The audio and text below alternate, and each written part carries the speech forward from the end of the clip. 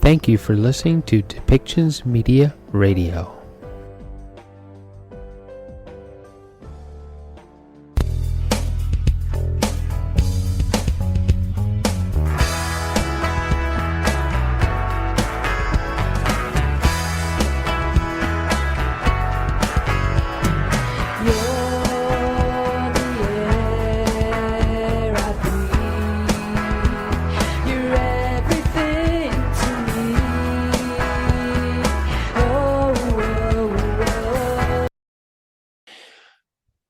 Welcome back, everybody. I'm here today with Yogi Aaron, and he is an expert, obviously, in yoga, but also in meditation and mental awareness and health, and also overall body health. Also, he has all three down, with the mental, the spiritual, and the physical going on. And we're going to talk to him a little bit today how he got started down that path. So um, settle in and grab that warm beverage and listen to Yogi Aaron's wisdom.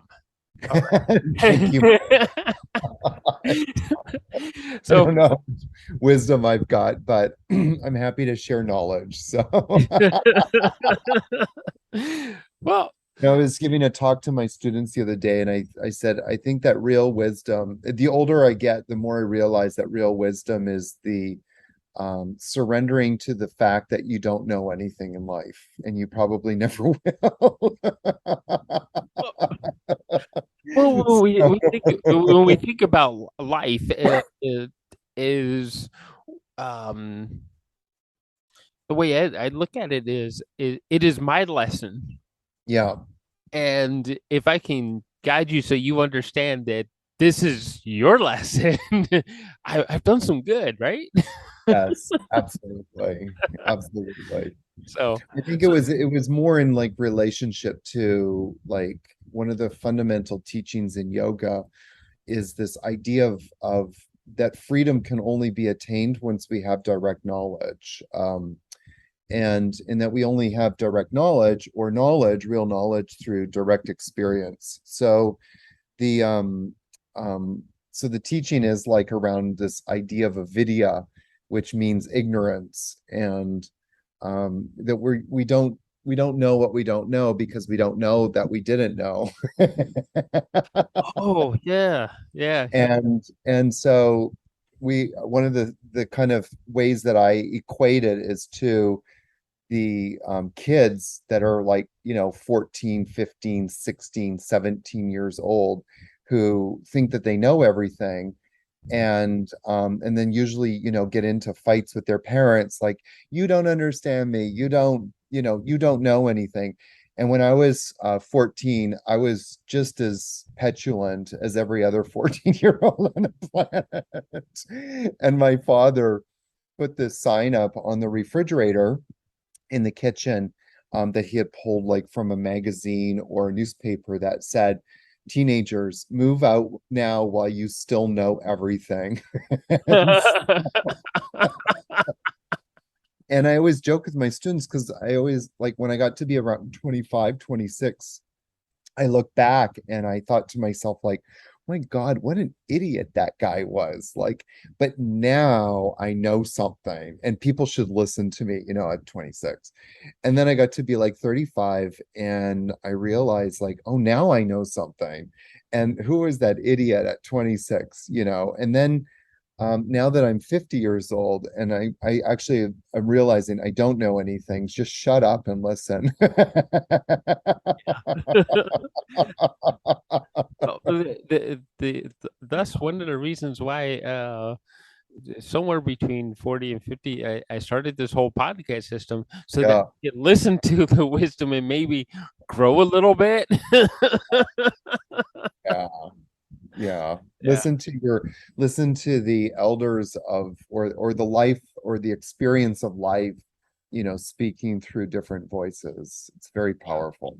Yeah. So, um, So you asked me how I got into yoga. I was 18 years old and I I had grandparents who were very young. I mean, when I was about 18 years old, I think my grandparents were around um 65-ish, and they just acted so old. And I remember working out at this gym and looking at older people, and I saw like older people who were older kind of not really moving around so much, and then I saw older people who acted younger. They had a lot of mobility, so I kind of thought, well, I need to stretch, and what better place to stretch than yoga? So I started doing yoga, and as soon as I started doing yoga, I actually started having problems in my body. And I would tell my yoga teacher, and then they would say, you need to stretch more.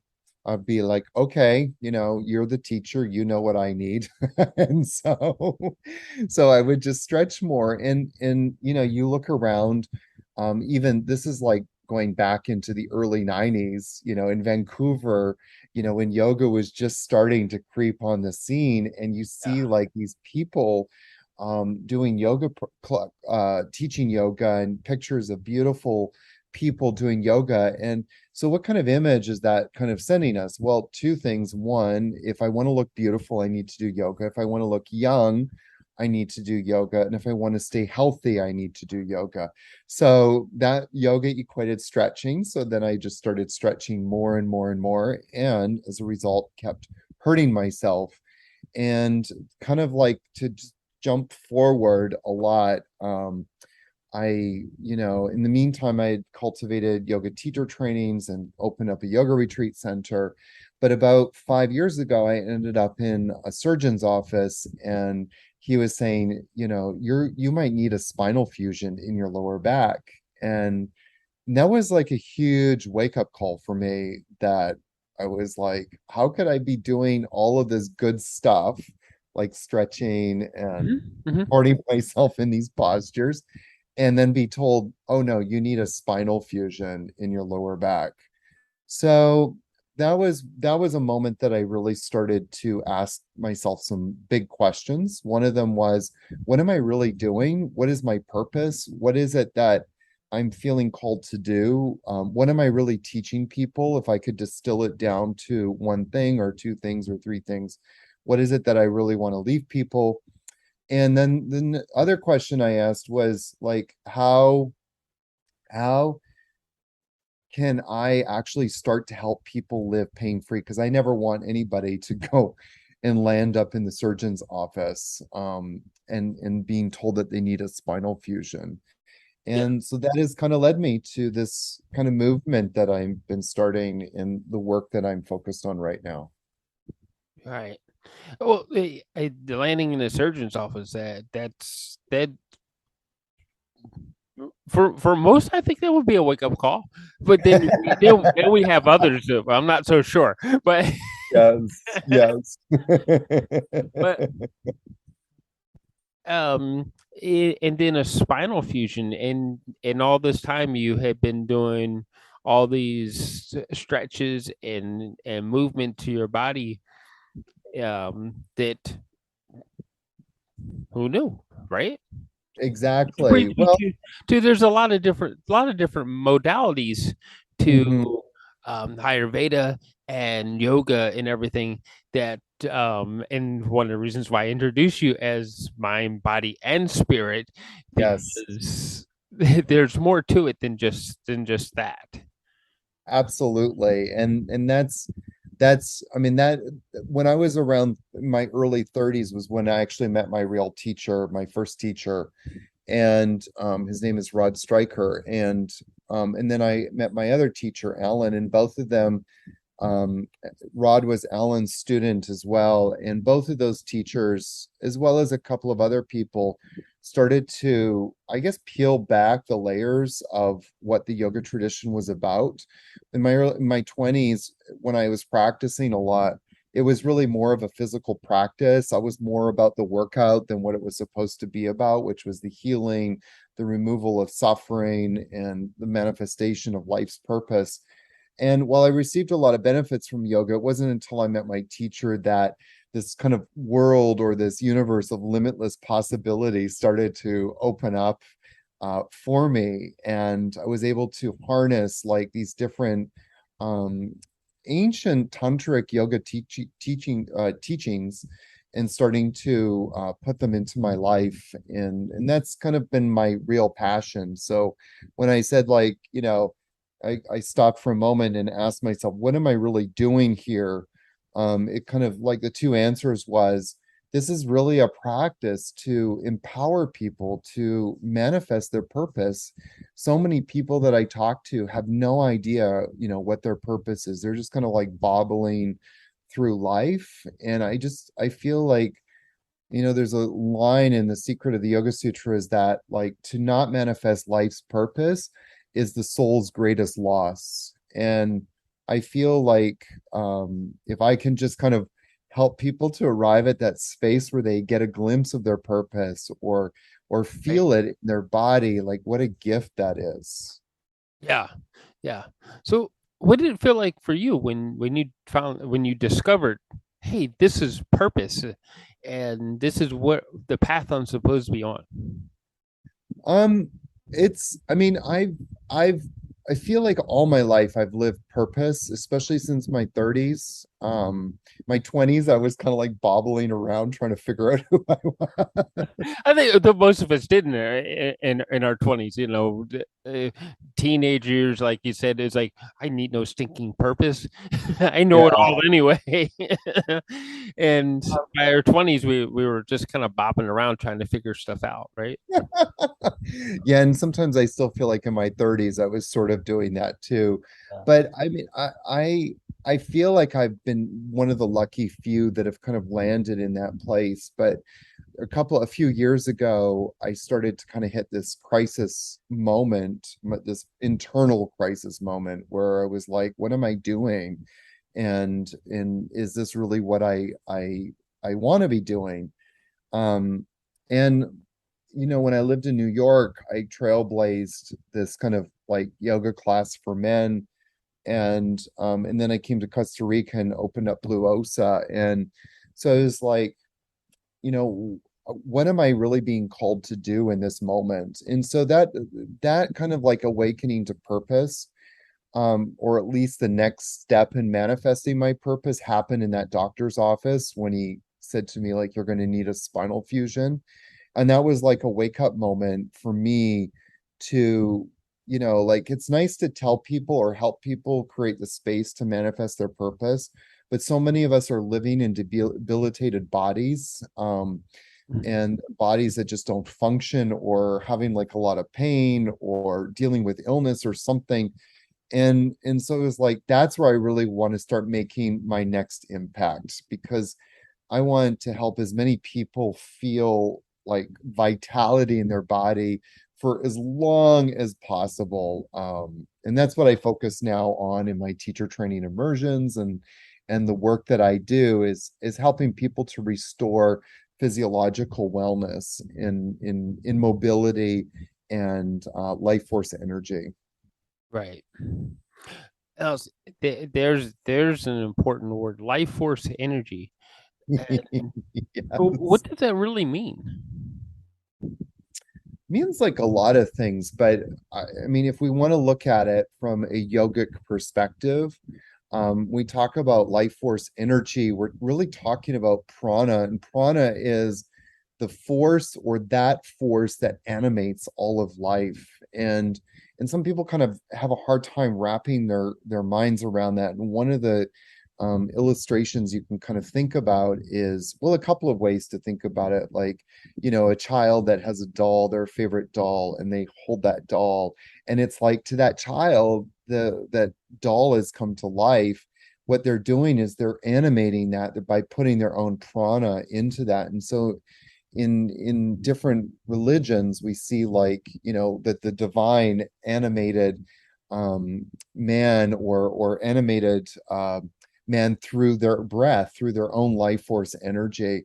And it's the prana that animates all of life, and brings manifestation, where we put our attention. So from a yogic perspective, one of the things that we want to do is draw as much prana, draw as much energy, life force energy to us. One of the definitions my teacher gives of a yogi is one whose spine is full of light. And so that denotes a few ideas, but one of them is like we want to bring as much of our energy to our heart as possible. And then when we send it out, it's very focused and it's directed, and very concentrated. But going back to what I was saying is like if you're living a life of pain, then a lot of my prana, a lot of my life force energy is going to how can I get out of pain? How can I start to feel better? And instead of going to, working on life's purpose. And so that's why I believe very strongly, like, we've got to take care of the physical, and we've also simultaneously got to take care of the spiritual. And that's why I love the yoga methodology. Yeah. Well, I like what you're saying, but do you teach people like, okay, well, pain's up here today, and I need to bring my spirit energy up so that it balances it off, and my Yeah. mental energy up, so it all always so you're always staying kind of in balance. I mean, I think it just depends on different people. You had mentioned Ayurvedic before, and so Ayurveda is ultimately is the practice. It's a few practices, but it's more like it's one of the sister sciences of yoga, the Hatha yoga tradition, where Ayurveda is addressing like the body and the physical. And of course, there's also energetic. That goes without saying, but it's really like, if a person's well-being isn't taken care of, then we can't really address the spiritual part of ourselves. Like when I'm leading yoga teacher training, I get sometimes students coming here and they're in pain, like literally physically in pain. And, sometimes they might have a headache or they might be suffering from something. So there's an opportunity to begin taking care of the physical, but then also what I always try and encourage is let's also take care of the mental at the same time because they both have to be working in balance. Right, right. Okay. So, um, physical, then along with that some sort of meditative practice. Absolutely. Absolutely. So, Absolutely. yeah. One of the things that we do in my immersions is lead or we have daily meditation practice. So one of my teachers had this beautiful quote that asana or postures, the physical part of yoga heals the past. Um, Hmm. Pranayama brings us to our present, but it's only in meditation that we begin to change the future. Well, I, I have this insane belief that um, by keeping my yes, I know my past is there, and by living as present as possible, I can manifest what my future will look Yes. like. Yeah, and I'm also a huge believer in affirmations and starting to wield the power of your mind, start to learn how to unleash the power of your mind. By doing meditative practices to see what content is there. If you have a lot of stinky thinking, you're going to have a stinky life. And so we need to go on a purge, a mental purge, but we also need to be thinking about what am I actually replacing it with? What am I putting back into my mind and how am I harnessing the power of my mind? So many people get like look at people like Gandhi and go, well, Gandhi was really special and I could never be Gandhi. But they also forget that Gandhi was like 5 foot tall. He weighed like barely 90 pounds. And if he didn't weigh, 70, he, continuously fasted all the time. And yet he had, a whole country of people quivering because of of the power that he had, that power of leading a country to freedom. And I'm constantly reminded any of us can be have that potential within us, that nobody is devoid of that potential. And so I think that's one of the things of having a spiritual practice like yoga is about, is how do we start to unlock that potential? Yeah. Well, yeah, see, now you're bringing me to my one computer screen that's actually flashing at me right now because my editing computer has fallen asleep. Uh, Uh-huh. because my recording computers and my broadcast computer are running. Um, so it's probably a good thing, right? But it's flashing at me. Yes, I can. Yes. And it stops at yes, I can because it's up to me to put can what, Yes. right? So it's up to me to put the rest of that in there. Beautiful. Beautiful. Yeah. Um, if I'm going to try a statement here, and if we believe that um, life is beautiful and wonderful, does it become beautiful and wonderful?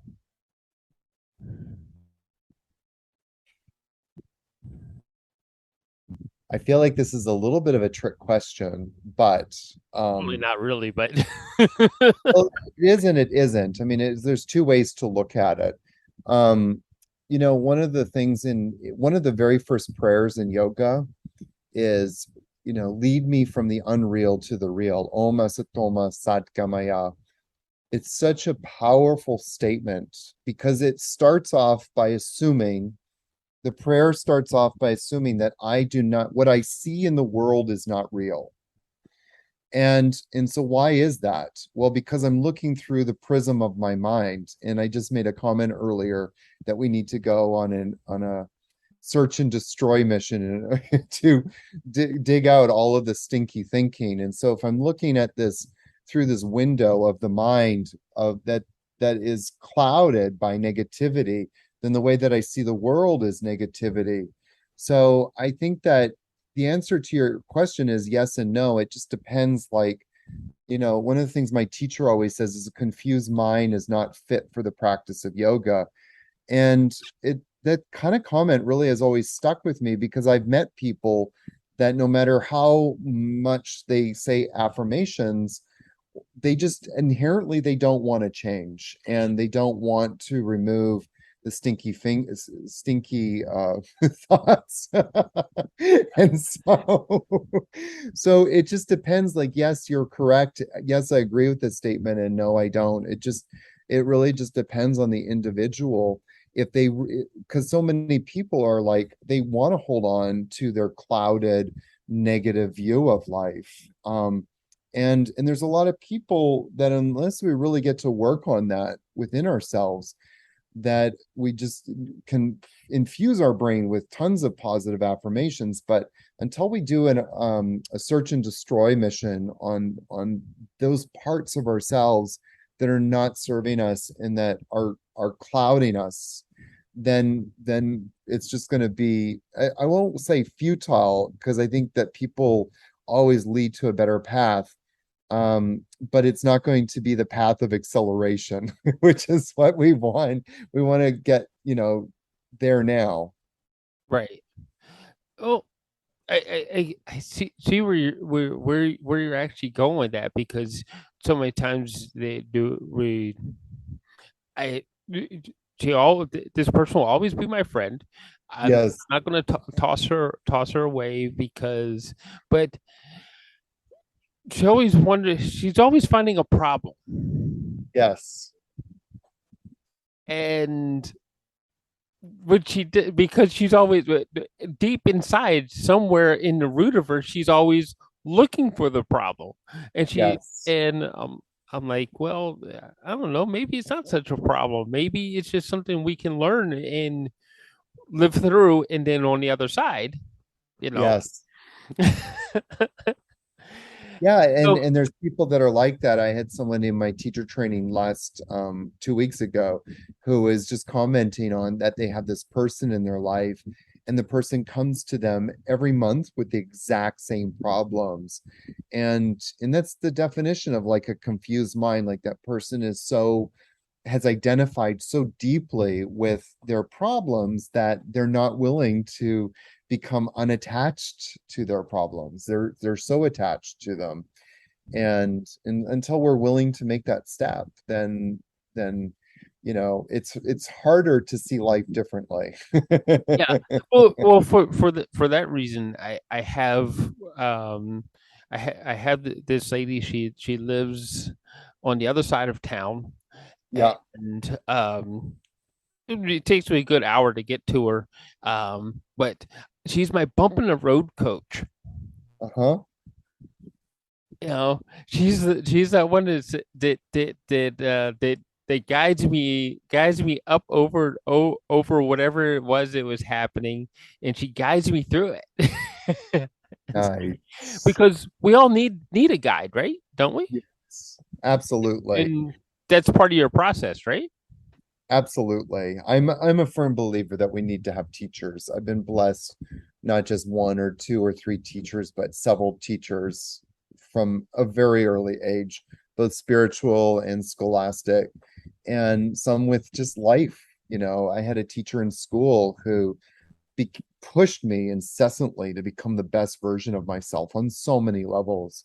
And without those people, I would have never had that experience, um that fire that kind of helped me to get rid of like the unwanted parts of my or unneeded parts of myself, and help me to find the best, reveal the best version of myself. Right. So very grateful to all of my teachers. Yes. Yeah. The teachers are wonderful for that, especially the ones that get passionate about what it Yes, doesn't matter what they're teaching you, it's the fact that they're passionate about it, and it helps us so much more, right? absolutely. So, Absolutely. so and the from some of the things that I read on your website about you, that they people say that you're passionate about helping them get through to where they're supposed to be in life. So yeah. It's my greatest pleasure is to guide people on this sort of yogic journey to revealing what that purpose is within them. It was really interesting. I had this one girl in my teacher training who was here 3 years ago, and she's helping me right now as an assistant. So I'm always relying on past students to come and be my assistant. And she was showing me her notebook during one of the lectures I gave, and she wrote down, I want to go to holistic school. I want to become a holistic coach and learn how to help people with their nutrition and that sort of thing. And she just kind of wrote it down. Like I feel like this like purpose is calling or knocking at the door of my heart. And so she just wrote it down, and then we moved on. And so she hadn't looked at that section of her notebook in 3 years until she got here. And then she opened it and she goes, "Look what I wrote down during that talk you gave to me." and and I'm Wow. continuously amazed, like people when they come and they immerse themselves and they get quiet in the mind, and they go on that search and destroy mission I was talking about to Yeah. remove the stinky thinking and start replacing it. I warn people actually, because the power of our manifestation just goes through the roof. People start to have an idea and then it just manifests. And that brings me so much joy to see people step into um that realm of infinite possibilities. It's a different world than a lot of people are used to. Yeah, yeah. I get that. I have nearly eliminated impossible for my language, but It's There's still always a that work in analytical progress. brain that says, "You're not going to get rid of me completely yet." But No. but um, you have a whole retreat, right? Yes, I one of the things that my journey led me to was opening up a yoga retreat center in Costa Rica. And it's here, the yoga retreat center is called Blue Osa. And I we're located in one of the most beautiful places in the world where we have called the Corcovado National Park. And yeah, we've been open now. We're going into our 13th year next year. It's like I can't Oh, believe it. I don't know how that happened. yeah. Of course, in Spanish, Costa Rica means was it rich coast or Beautiful coast, rich coast. yeah, Yeah, rich yeah, so, coast. something like that. And um, everybody I've ever known that has moved there has said how beautiful it truly is. And Yes. I'm going to refer back to a past episode whenever I talk about Costa Rica, where this lady told the story. It was the indigenous people. They tell the story about the eagles and the condor flying together. Uh-huh. Yeah. So, Wow. which is I is mean, significant to the there's so much life here. I mean, we have sometimes I look up and there's these beautiful scarlet macaws, flocks of them. One of my students yesterday was setting up her camera, and she was doing a video of her, and she was on this swing. It's like a swing that's hanging down from these trees. And as she was swinging back and forth, and as her video camera was recording her, this flock of probably like 6 to 8 scarlet macaws went by, but one of them had actually gone in between her and the swing, and she managed to capture that. And wow. it's just testament to how much life there is around here. And that's why a lot of people come to Costa Rica, is to experience that depth of biodiversity and life. Yeah. What are some of the other key things that makes your particular retreat special? Um, well, I say this with a little bit of ego, Hey, we're allowed that every now and again, right? but I think that we're one of the best yoga retreat centers, because we are a real yoga retreat center. I mean, on our website, sometimes you'll see the word resort. So technically, we're a resort. We're not a center. So, but we are like a real yoga retreat, and by that we follow some very basic principles, no matter who comes to us. So we have like people that come on spa packages that stay with us. But we have all of these rituals that we really embody and cherish. Some of those rituals are saying grace before our meals and gathering as a community to do that. We practice silence in the morning, and we have silence until 7:30. So, sometimes we get these guests that show up and go, silence. I didn't know that. It's all over, our material. But but after a day or two, sometimes of struggling, they come up and I always they always say, I cannot imagine my experience here without practicing silence. And I think it's just such a great gift to be able to give people that opportunity just to kind of like be quiet and not feel like they have to say anything and fill space. So those are just a couple of like little things, but also of course where we're located, and we're also like right on the beach. So we have all of these like different elements of like the fire of the sun, the water of the ocean, the green of the jungle, the animals. It all vibrates here in a very potent way. Oh, it sounds beautiful. How does the setting actually add into your practice and your process of helping people? We're located partly because of where we're located. It's a very remote place, and it's it's the kind of what we're asking people to do essentially, or at least what I ask people to do essentially, is to become still. Hmm. And this place, this land, the very first time I came here, before I bought the property, I was checking it out. And one of the things I just felt when I got here was just still the contrast between the stillness of life and the vibrancy of life, because all of that was at play at that moment. And and there was a certain amount of healing energy on this property when I could feel when I came here. And everybody that comes here tends to say at some point, like, this place is just so healing.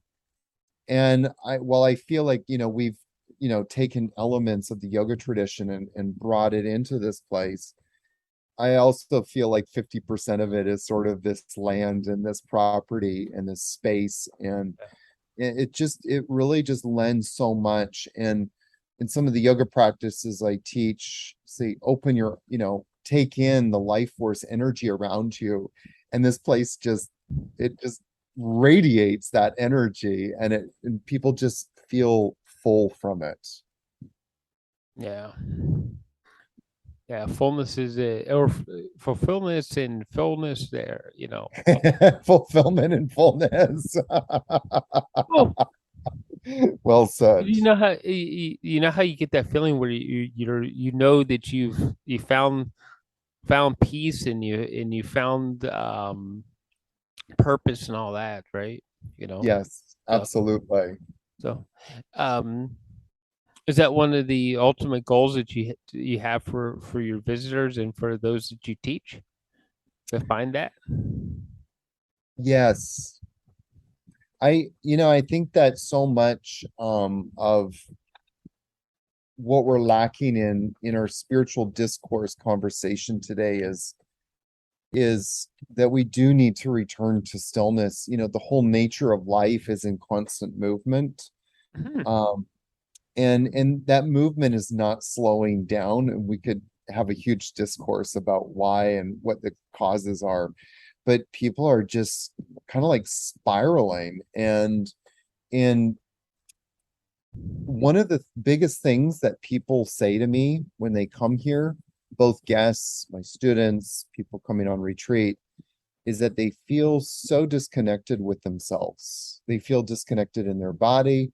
They feel disconnected from their sense of purpose, uh, Mhm. from who they are, and they're lost. And I think that one of the reasons why so many of us are lost is that we just don't stop.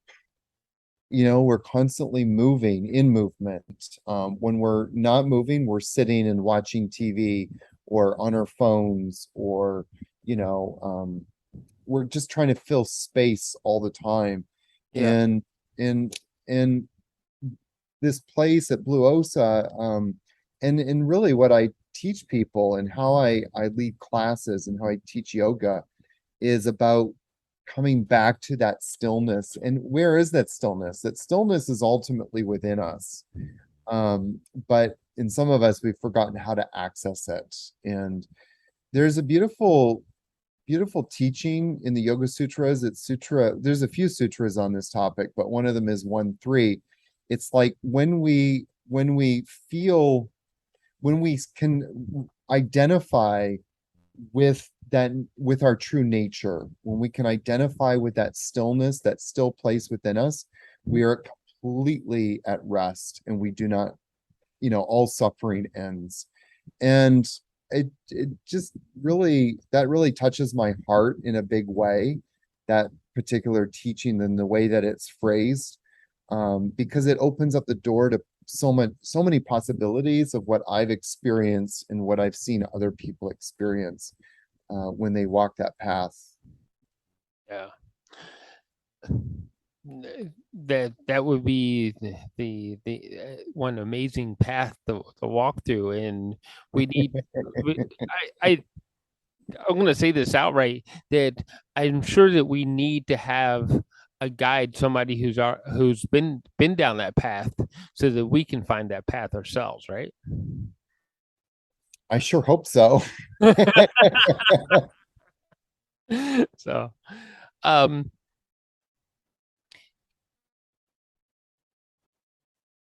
what the ultimate thing for our society? What do you think? What do you think that's going to lead to? Where are we going to go as a society when you consider everything that we're When you say society, you mean like the world at a whole? Like, where yeah, do I our think that the world as a world is whole. going? Yeah, you know. Oh Lord. I don't know. I don't know. I mean, there's a lot of different conversations about that in the yoga world. There's some speculations about it in the Christian community.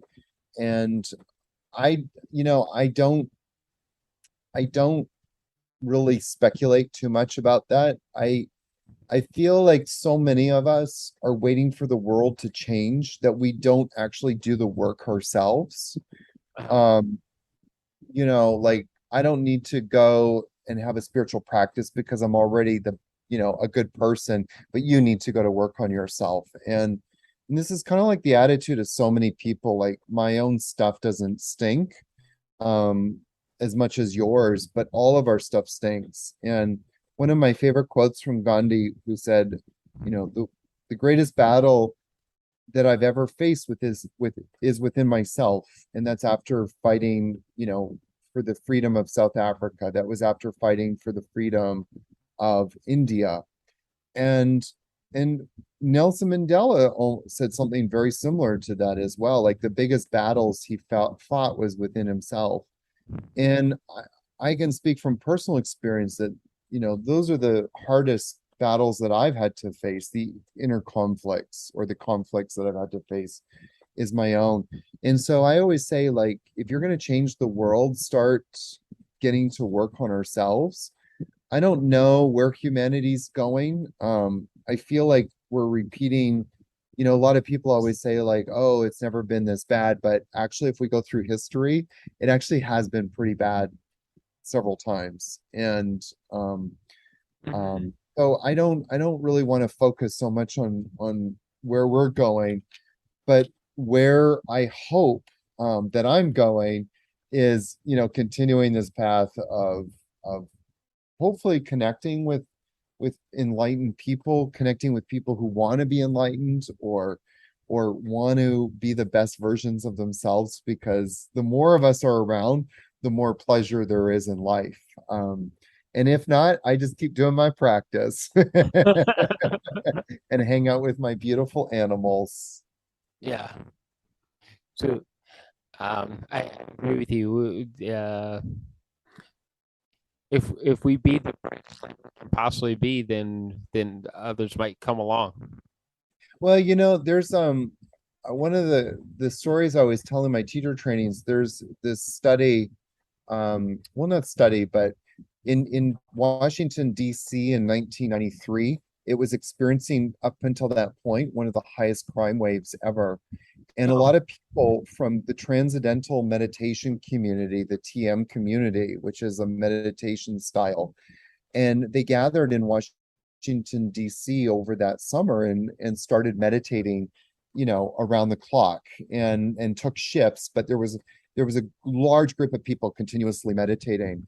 And at the end of the summer, the statistics of the crime had actually measurably gone down during the summer, which is usually when it goes up. And so it was already experiencing one of the worst crime waves. And then it just went down. And it's empirical evidence that our meditation practice can make a huge difference, and our own endeavors to be at peace within ourselves has a profound ripple effect in the world. And what my prayer is that I pray that more people are making an ardent effort to do their practice and to become a best version of themselves. When I say art and effort, like they're really truly on that journey, not just going to Lululemon to buy the clothes to make them look like yogis. They've actually got to go and be yogis. And Right. that's what I mean by art and effort, is that we're actually in that effort. Like, I want to understand myself and be at peace within myself, because that is going to be the agent of change. Yeah. All right. Well, you know what? We only got like another minute or so left here. Oh Oh my my God. goodness. Right? It's amazing how fast this goes. What are the best ways to find your retreat and to work with you? Join I you am in Costa Rica, maybe. No, go to my website, yogiaaron.com, YOGIAARON.com. And I mean, that's where you can get everything you want to know about me. I've got some free pain-free series that you can get. We've got a book, podcast, and then of course, how to work with me in many different capacities. Awesome. Well, thank you for joining us, and it's been a lot of fun. Michael, thank you. Yeah, It's been nice getting to know you and seeing the wonderful work you're doing too. yeah. All right. Thank you everybody for listening today, and go check out yogiaaron.com and it- and hey, if you have the opportunity, book a trip to Blue Osa, right? It's Blue Osa? Blueosa.com. Blue Osa is our place. Yeah. Yeah. And enjoy the macaw and all the other wonderful natural sights that Yogi Aaron has talked about. All right. Thank you, everybody. We'll talk to you next time.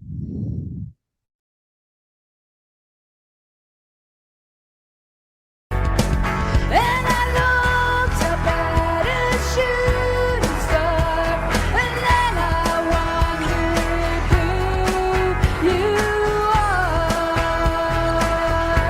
I just need to know. So I wish upon that shooting star, and then I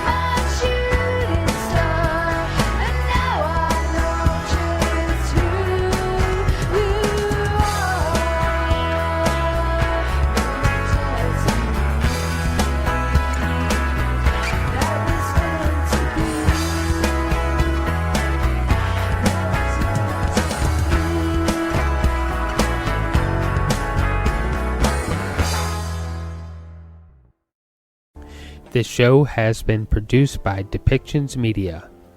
Please contact us at depictions.media for more information.